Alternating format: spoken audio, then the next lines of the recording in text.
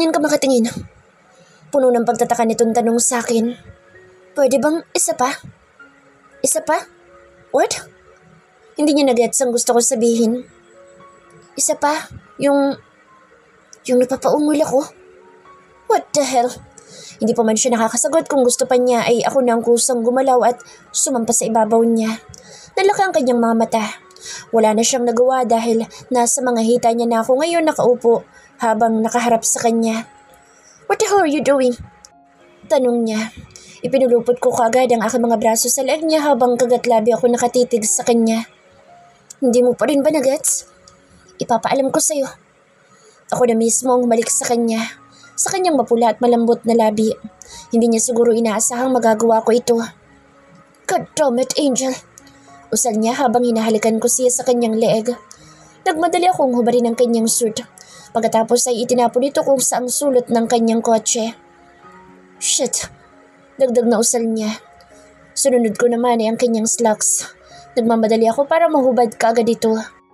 Nahihirapan ako pero nagawa ko rin naman. Itinapon ko lang din ito sa kung saan. Kagatlab ako napatitig sa kanyang brief na ngayon ay bukol na. Nabuhay din ang nakatagong ahas mula doon. Nilitian ko siya. Uy, pakipot pa pero nabubuhay. Asar ko sa kanya. Damn it, Angel. Don't talk too much. Just start. Nanggigigil na utos niya. Katulad nga ng sabi niya, sinimulan ko na. Ang sarap ng umaga ko. Kumakanta ako habang nagluluto ng sunny side egg. Wag lang ako makakaamoy ng bawang dahil bumabaliktad ang sikmura ko. Haba, parang masaya ka ngayon ah. Bigla na lamang nagsalita sa likuran ko si Manang Mosi. Wala lang po. Masaya lang mo ako kasi nadiligan po yung halaman sa hardin. Tsaka ko, iha, dahil umulan kagabi. Namumukadkad na sila ngayon. Hindi ko napansin na umulan kagabi, Manang. Hindi talaga maririnig, iha. Ako kasi lumabas pa kagabi. Nagtapon ako ng basura. Sabi ni Manang.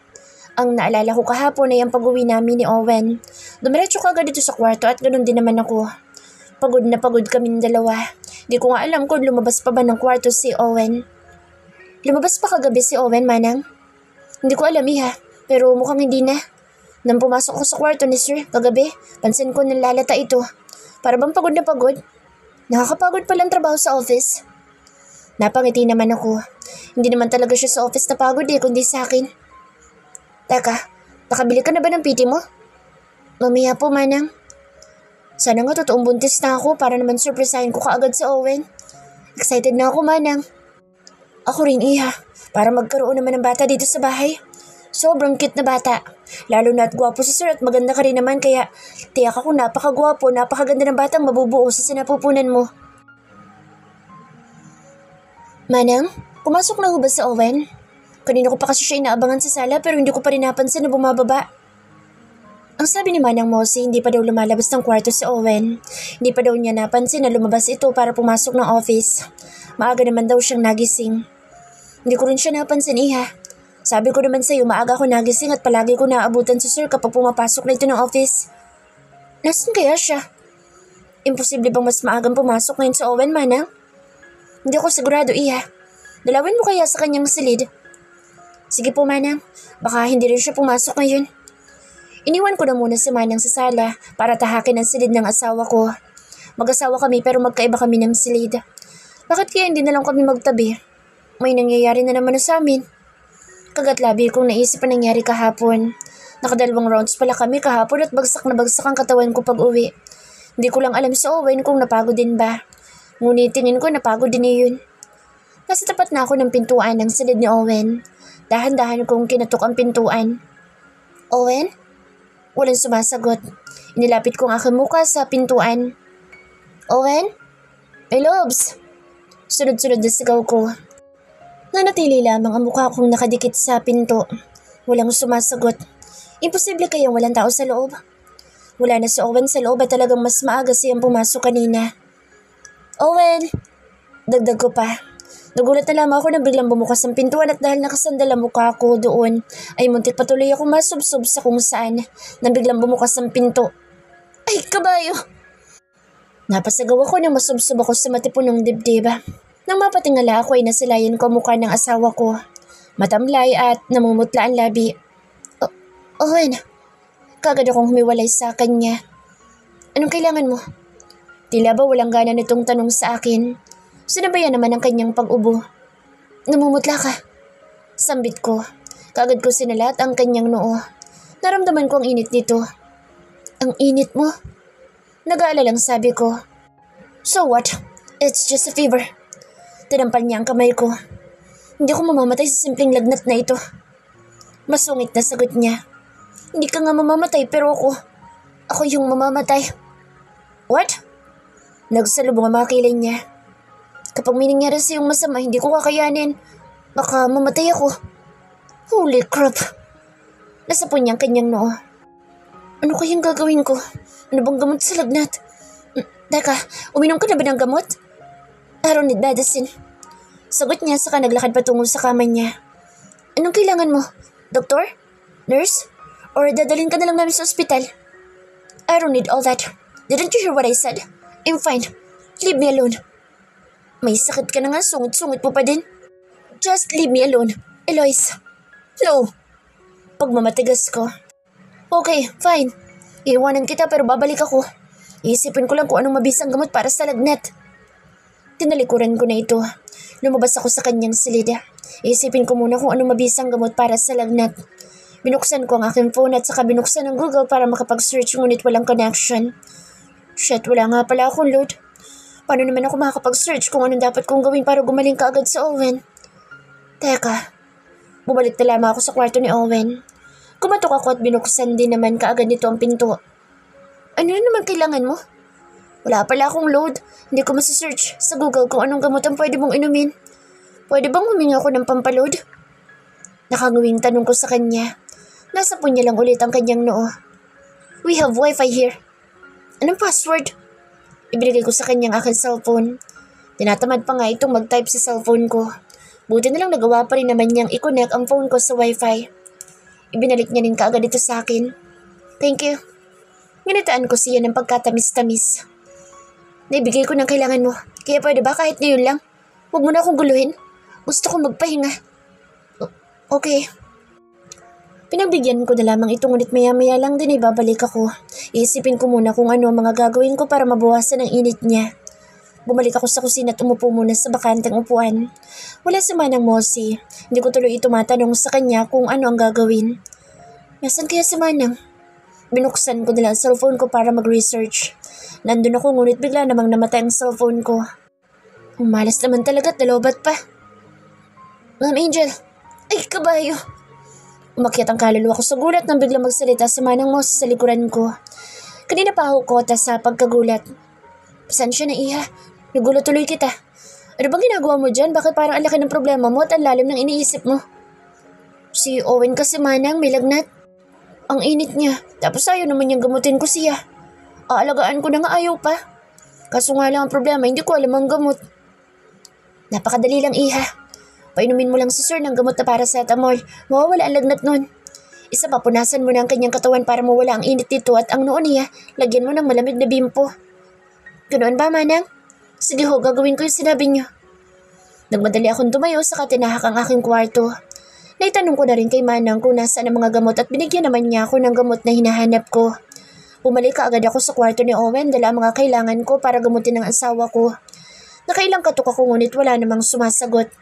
Sinubukan kong pihitin ang doorknob at bumukas naman ito. Hindi naman pala nakalock. Pagpasok ay dumiretso kaagad ako sa kinaroroonan ng kama nito at doon ko nasilayan ang asawa kong para bang nilalamig dahil nanginginig. Owen? Kaagad kong nilapitan ito saka muling sinalat ang kanyang noo. Sobrang init nito. Sabi ko naman sa'yo dadalhin na kita sa ospital eh. Ayaw mo rin kasi makinig. Ang tigas din naman ang ulo mo. Nasarmunan ko tuloy ito. Mas matigas ang ulo mo di makalipad. Sagot naman nito. Nagawa mo pa talaga sumagot. Mamamatay ka na nga dyan, sinusungitan mo pa din ako. Sino nagsabing mamamatay ako? Ano pa nga ba mangyayari kung magmamatigas ka pa? Umupo ako sa tabi niya. Hawak ang baso na may laman na maligamgam na tubig. Nilapag ko na muna ito sa bedside table para alalayan siyang umupo. Umupo ka na muna. Inumin mo to. Tatigan pa niya ang gamot na hawak ko. Gamot para sa lagnat. Sa wakas, sa unang pagkakataon, sinunod naman niya ako. Hinawakan niya ito at binuksan. Kasabay ng paglagok ng tubig ay isinama niya ang kapirasong gamot. Are you happy now? Hindi pa ako masaya. Kailangan ko pang punasan ang buong mong katawan kaya huwag kang umangal. Hindi na naman ito umangal. Siya na nga nag-usa magubad ng kanyang damit. Napalunok ako na wala sa oras. Hanggang doon lang naman iyon. Hindi niya na hinubad pa ang kanyang pang ibaban sa plot. Sayang naman, hindi ko tuloy masilayan ang kanyang namumulang talong. Ano ba, Angel? Kung ano-anong iniisip mo? Saway ko sa sarili ko. Mukhang umakyat na naman ang pag-iinit ng aking katawan. Paano ko nga ba mapipigilan na hindi mabasa ang panty ko ngayong nakahubad sa harapan kong asawa ko? Pati punong dibdib niya pa lang, ulam na. What now? Are you just going to stare at me all day? Of course not. Nagawa kong sungitan nito. Hindi naman siya nakapagsalita pa. Humiga ka. Utos ko sa kanya. Pikit mo mga mata mo. Dagdag ko pa. Sunod naman niya ang sinabi ko. Pinigaan ko ang bimpo saka maingat na pinunasan ang kanyang leeg, braso at syempre ang kanyang dibdib. Tama ba talagang ginagawa mo? Masungit na tanong niya. Nakapikit pa rin ang kanyang mga mata. Yes, boss. Magtiwala ka sa maganda mong asawa. Gagaling ka na. Hindi na ito nagsalita pa. Ipinagpatuloy ko ang pagpupunas sa kanyang katawan.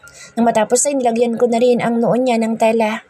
Inugod ko pa itong tela sa kung saan para naman gumaling siya ng tuluyan. Tapos na. Sambit ko.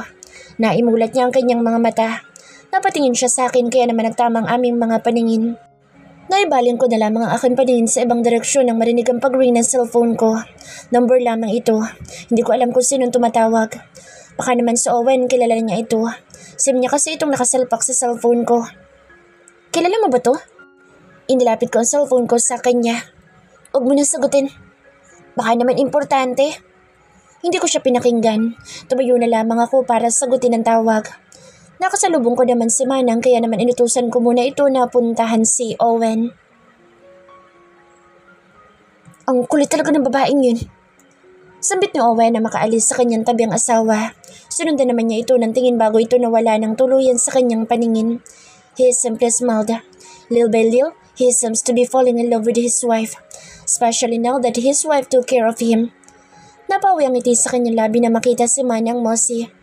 Sir, inutos ni Ma'am Angel na bantayan ko rin muna kayo. No need. I can handle myself. Pero sir, natigilan si Mossy at napatingin sa kanyang noo. Ano ho yung nasa noo niyo, sir? Panty ho ba iyan? What? Panty? Paano mapupunta ang panty sa noo ko? Kurutong tanong niya. Napansin niyang pinipigilan lamang ni Mossy ang pagpapakawala ng tawa nito. Mukha ba siyang nakakatawa? Shit, what is this again na makalipad? Unti-unti niyang hinawakan ng tela na nasa kanyang noo. Inalis niya ito sa kanya tiningnan kung anong hawak niya ngayon. Nalakang kanyang mga mata nang makitang hindi pala ito bimpo kundi basang panty. Basang panty ang itinali ni Angel sa kanyang noo. What the hell? Sir! Natatawang sabi ni Mossy. Shit! Where are you, di makalipad? Explain it now! Sigaw ni Owen. Habang si Mossy ay hindi na napigilan pa ang pagtawa nito. Umagalpak na ng tuluyan ng pagtawa si Mossy. Bakit ikaw ang sumagot? Nasaan ang asawa mo? Kilalang kilala ko ang boses na nasa kabilang linya. Hindi ako pwede magkamali. Si Kuya Alex ito. Kuya Alex? Ako nga. Sabi ko na nga be, bakit niyo naman kaya tinawagan si Owen? Bakit ko kayo napatawag? Anong kailangan niyo kay Owen? Si Owen na gusto ko makausap.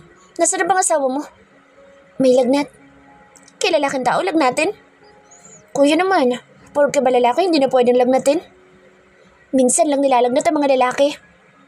Napagod kasi yun kaya siguro nilagnat. Saan napagod? Secret kuya. Hoy Angel, ibigay mo na muna itong cellphone sa asawa mo. Gusto ko siya makausap. Bakit nga kuya? Gusto ko malaman kung ano sasabihin mo sa asawa ko. Nagpapahinga pa sa ngayon sa Owen, hindi pwede abalahin. Angel! Speaking of pahinga, hindi pa pala nagpapahinga ang asawa ko. Narinig ko ang pagsigaw niya sa pangalan ko mula sa kwarto nito. Nakaawang ang pinto kaya naman malaya akong marinig ito. Nandito lang naman kasi ako sa labas ng kwarto. Bakit niyo kaya ako tinatawag? Narinig ko boss ng asawa mo. Sambit ni kuya sa kabilang linya. Angel! Dagdag pa na sigaw ni Owen. Naririnig kong may papalapit na yapak sa akin. Nasalayan ko nga aking asawa. Galit na galit ang mga mata nito. Teka, tinanggal niyo yung panty na itinapol ko sa kanyang noo? Nagbaba ako ng tingin sa kamay niyang hawak na ngayon ang panty ko. Tuluyang lumapit sa akin sa Owen. Masama ang kanyang mga tingin. Ano sa tingin mo ginawa mo, ha? Hinawakan niya kagad ang braso ko. Itinaas niya rin ang panty ko. Angge, ano nangyayari dyan? Narinig ko naman ang pagtatanong ni Kuya sa kabilang linya. Tama bang tapalan mo ng panty ang noo ko? You made me look stupid. Inis na sabi niya sa akin. Ano bang masama sa panty? Panty lang naman yan. Isa pa, bakit ka ba nagagalit? Kapag panty ko yung nasa noo mo nagagalit ka, pero kapag yung pechay ko, gustong gusto mo at sarap na sarap ka. Laglagan pa nga ni Owen. Mula sa pinto naman ay lumabas si Manang na napatakip ng bibig dahil siguro sa narinig. Your mouth! Saway ni Owen. Ano yung narinig ko, Angge? Si Kuya nasa kabilang linya pa pala. Wala. Sagot ko kay Kuya Alex. Who's that? Is that Tom Ethan? Tanong ni Owen. Tinutukoy niya kausap ko sa kabilang linya. Hindi ko natuloy ang sasabihin ko nang bigla niyang habulitin mula sa akin ang cellphone. Angel's not available right now. Stop calling her. Inis na sabi ni Owen sa kabilang linya. Hindi niya alam si Kuya ang nasa kabilang linya. Anong pinagsasabi mo, Mr. Valiaga? Darig na danig ko sabi ni Kuya dahil naka-loudspeak pala ito. Napindot ko yata ito bago niya nahablot sa akin. Napatingin sa akin si Owen. Puno ng pagtataka ang kanyang mukha. Owen, sinisigawan mo ba ako? Nalaki ang mga mata ni Owen. Ako naman ay natawa na lang sa naging reaksyon niya nang matauhang si Kuya pa lang nasa kabilang linya. Bakit hindi mo sinabi sa akin na Kuya mo palang nasa kabilang linya? Bulong niya sa akin. Natawa na lamang ako. Bumahag yata bigla ang buntot ng asawa ko. Tumikim si Owen. Iniwanan ko na lamang muna ito. Nauuhaw kasi ako. Hayaan ko na lang muna sila mag-usap. Si Manang rin naman ay sumunod sa akin. Ano yung narinig ko, ha? Panunukso ni Manang sa akin habang naglalakad kami at pababa na ng hagdanan. Anong narinig mo, Manang? Yung sinabi mo kanina. Yun bang sarap na sarap si Owen sa... Ay, Diyos ko, na bata ka. Napakabulgar mo talaga. Pinigilan ni Manang na tapusin ang pagsasalita ko. Husto na, iha. Masyado mo kong iniinggit. Alam mo naman na ilang taon na rin akong tigang. Ayoko nakakarinig ng ganyan. Naalala ko lang mga panahong sagana pa ako sa dilig. Natawa na lamang ako sa sinabi nito. Lumipas ang isang araw, maaga ako nagising at maaga din akong naligo. Hindi ko alam kung tuluyan ang gumaling si Owen. Hindi niya na kasi ako pinapasok sa kwarto niya. Hayaan ko lang daw muna siya dahil magpapahinga daw muna siya. Ang aga natin ngayon, iha. Nadatnan ako ni Manang sa kusina habang inaasikaso ang breakfast. Aalis ako ngayon, Manang. Ba't saan ka pupunta? Bibili po ng piti at dadaan na rin ako sa bahay. Excited ka na talaga malaman kung buntis ka. Opo, Manang. Kailangan ko nang malaman para ipaalam kay Owen. Mabuti yan. Tiyak ako matutuwa si Sir. O siya, ako nang tatapos niyan. Asikasuhin mo na lang ang dapat mo asikasuhin. Hindi na ho, Manang. Hotdog lang naman itong niluluto ko. Maluluto na rin ito kaya kakain na rin ako. Sabay na ho tayo. Marami pa akong gagawin, iha. Oo nga pala, Manang. Lumabas na po ba si Owen sa kwarto niya? Napansin niyo ba? Hindi eh. Mukhang hindi pa yata magaling. Pupuntahan ko na lang pagkatapos kong kumain. Dadalhan ko na lang siya ng pagkain sa kwarto niya. Talagang tuluyang may ilab sa'yo si Sir dahil napakamaalaga mo. Ay, sana nga, Manang, para hindi niya na ako sinusungitan. Pero hayaan mo na, wapo pa rin naman siya kahit sinusungitan niya ako. At isa pa, pakipot lang yun. Pero gusto ko nun. Pabirong bulong ko kay Manang. Talaga nga naman. Sigurado yan, iha. Gusto ko rin nun kaso hindi niya maamin dahil hindi pa niya maamin sa sarili niya nagkakagusto na siya sa'yo. Tukso nito sa akin. Ang lapad ng ngiti ko pagkatapos marinig iyon mula kay Manang. Sa tuwing sa Owen ang pinag-uusapan namin, hindi mapugto mga ngiti ko. Nakapaganda na ako ng breakfast kaya naman kumain na rin ako. Pagkatapos kong kumain, pinuntahan ko si Owen sa kwarto niya ngunit nakalak pa rin ito at wala rin sumasagot sa mga tawag ko. Hinayaan ko na lamang. Baka kasi gusto niya pang magpahinga o baka naman pumasok na siya.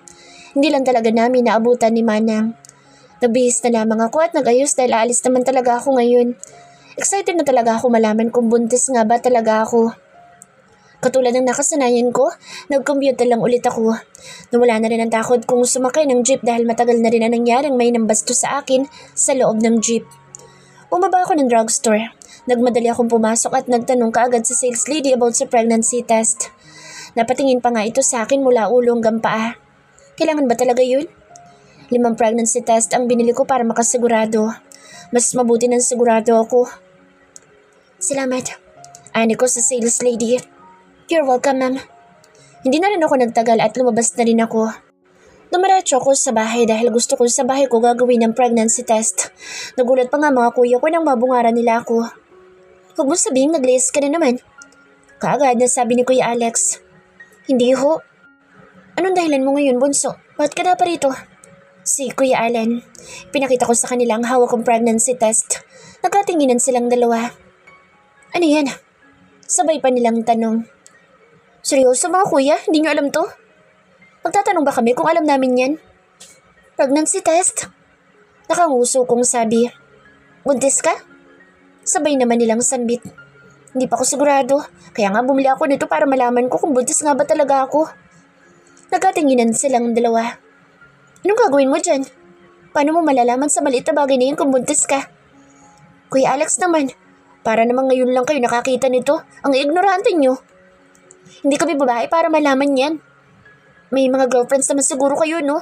At sigurado akong gumamit ng mga girlfriends nyo nito. Hindi pa, Angel.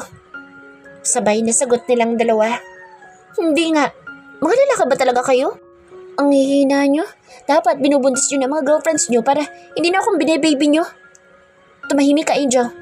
Marami pa kaming inaasikaso ng Kuya Allen mo.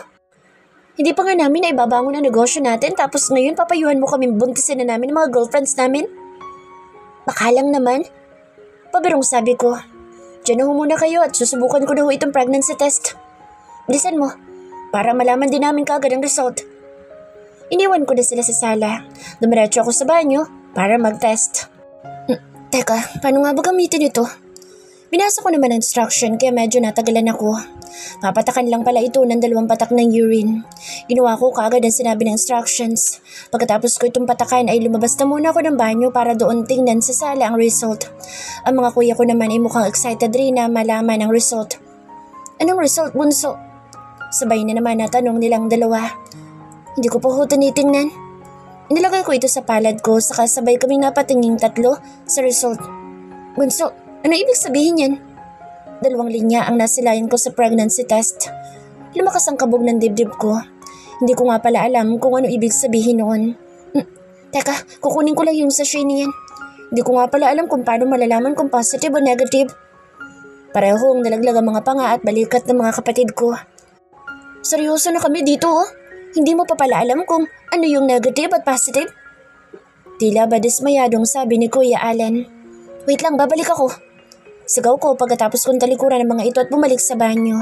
Binasa ko ulit ang nakasaad doon sa lagay ng pregnancy test. Nalaki na lamang ang mga mata ko nang malaman ko kung ano ibig sabihin ng 2 linya. Wala akong imik na bumalik sa sala. Ano na, Angge? Ano ibig sabihin nito? Kuya, 2 linya means positive. Nakatakip ako sa aking bibig. Para bang naiiyak ako. Nalaki din ang kanilang mga mata. Ibig sabihin buntis ka? Sigaw ni Kuya Allen at si Kuya Alex naman ay hindi nakaimik. Napatango na lamang ako. Nagulat na lamang ako nang bigla akong yakapin ni Kuya Allen. Congrats, bunso! Magiging ina ka na! Tuwang-tuwa ito habang si Kuya Alex naman ay matagal bago nakapagsalita. Congratulations, bunso! Tila ba dismayado ang Kuya Alex ko. Naunahan mo pa ako. Dagdag pa niya. Nalaglagan pang ako dahil sa sinabi niya. Anong ibig mo sabihin, kuya? Gusto mo rin bang mabuntis? Nalalaki ang aking mga mata. Kinutusan lang naman niya ako.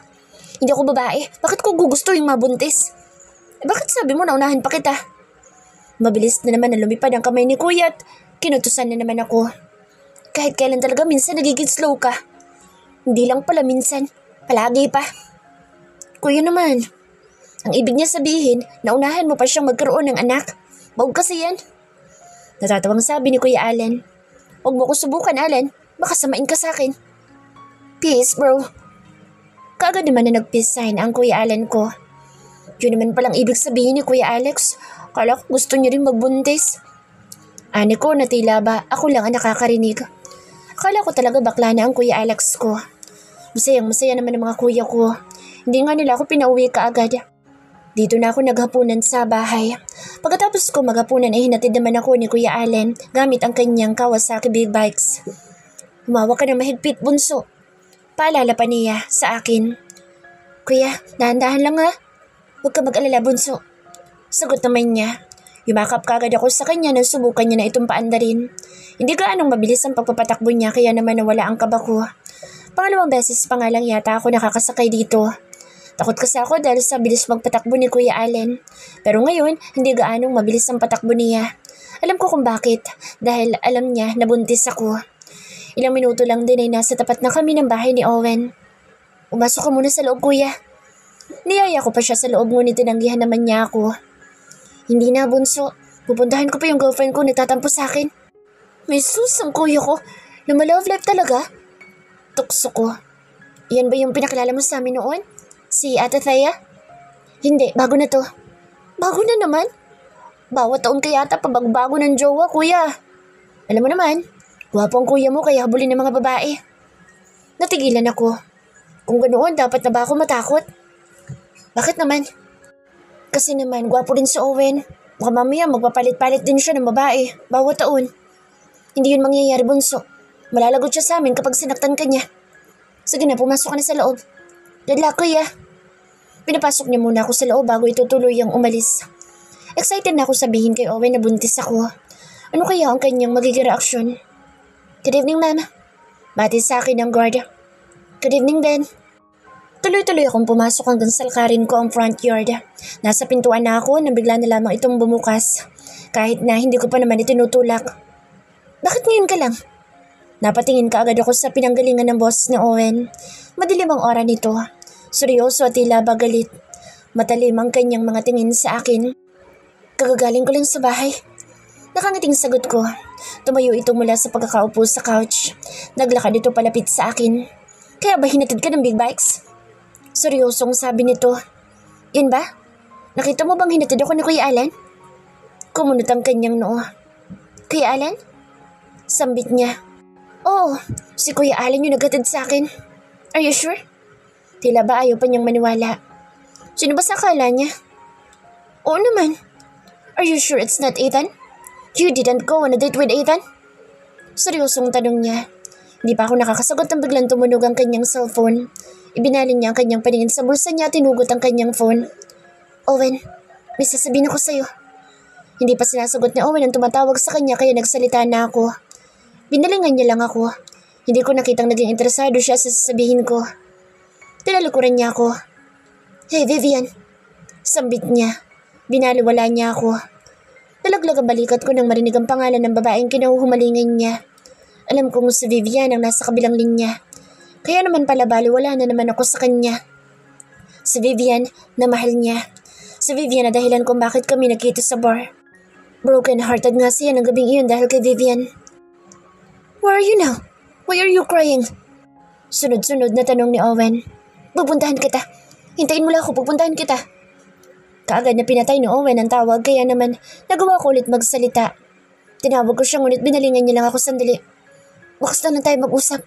Kailangan ako ng Vivian ngayon. Bukas mo na lang sabihin sa akin ang gusto mong sabihin. Yun lamang ang sinabi niya, saka tuluyan na siyang nawala sa aking paningin. Nagmamadali itong lumabas ng bahay. Basta si Vivian, hindi siya makakatanggi. Ilang beses ko nang sinulya pa ng wall clock na nasa aking harapan ngayon.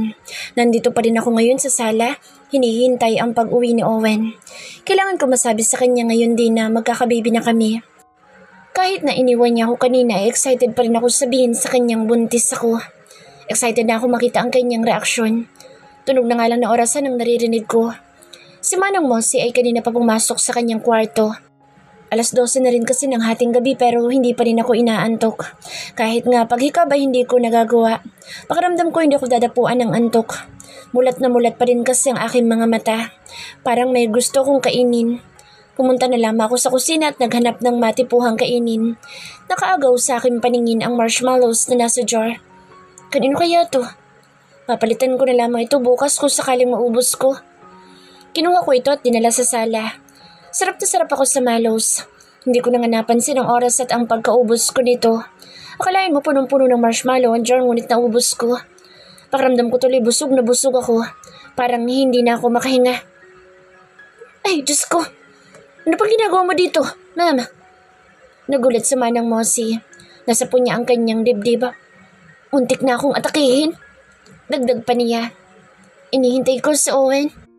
Sagot ko. Bakit bumaba po kayo, Manang? Iinom lang ako ng tubig. Sagot naman niya sa kasunuli pa ng orasan. Naku, alauna na. Hindi ka pa nakakatulog? Hindi ako inaantok. Hinihintay ko lang sa Owen. Naubos ko na nga po yung marshmallows. Wala pa din siya. Diyos ko, paano kung bukas pa uuwi yun? Di napuyat ka niyan. Hindi naman ako inaantok, Manang, kaya ayos lang. Hihintayin ko siya hanggat kaya ko. May mahalaga kasi ako sasabihin sa kanya. Nakangiting sabi ko. Ganun ba kahalaga yan at hindi pwedeng pagbukasin na lang? Buntis ako, Manang. Ang lapad ng mga ngiti ko habang sinasabi ito kay Manang. Nanlaki ang kanyang mga mata. Talagang buntis ka? Wow, congratulations! Tuwang-tuwa naman itong bati sa akin. Sabi ko na nga ba, buntis ka? Magaling ka pala manghuhula, Manang. Siyempre ako pa. Dati ako manghuhula. Ngayon aswang na. Huh? Biro lang, Iha. Natakot ba kita? Huwag ka magbibiro ng ganyan, Manang. Baka ilalabas ko pagiging lahir ko ng manananggal. Si Manang naman ngayon ang lalaki ang mga mata. Tawang-tawa ko sa naging reaksyon niya. Sinakyan ko lang naman ang biro niya. Joke lang din po, Manang. Tuwang-tawa pa rin ako. Ang tagal kasing nagbago ang reaksyon niya.